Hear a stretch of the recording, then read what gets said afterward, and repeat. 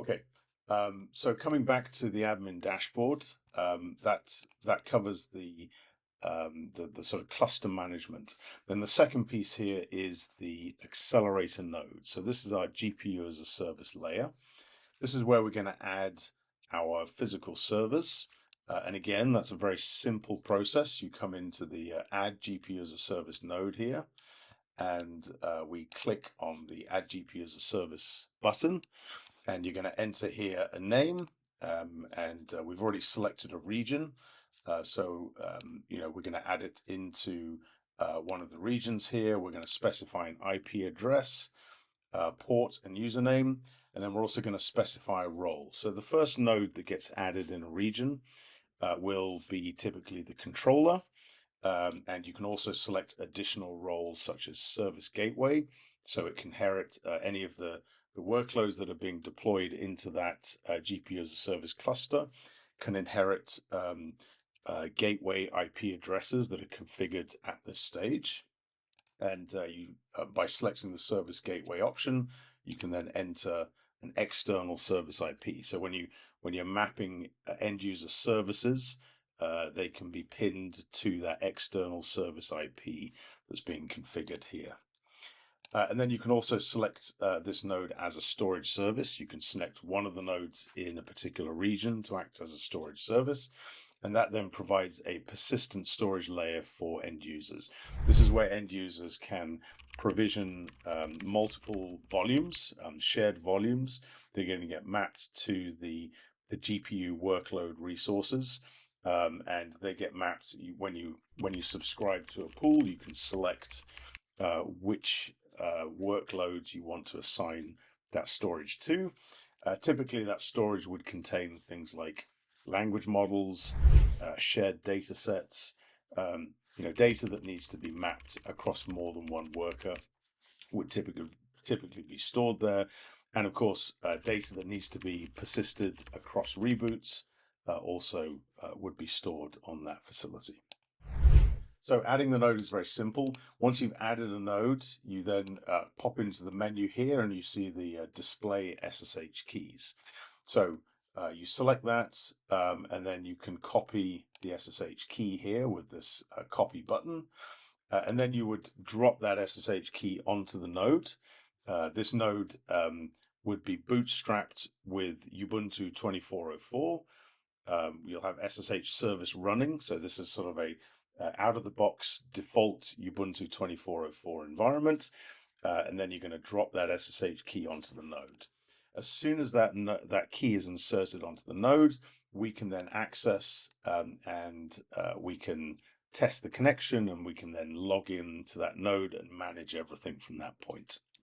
So this handy test connection button here can be used to just verify that we're able to access the server, and that we're able to log in, and that we have sufficient access permissions.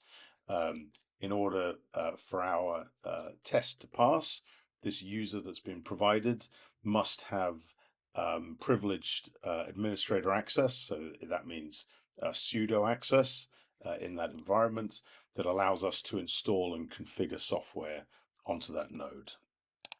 So the first thing we would do is then initialize the node, and that's all done through this menu here. You see there's an initialize node option. This node is already initialized, so obviously it's grayed out. But for the new node that you've just added, you're going to select initialize. That takes on the order of 1 to 2 minutes to complete. And when we do that, we're installing software, drivers, dependencies, and everything that we need from our side in order to run our software stack. And then the second step is then to enable GPU as a service.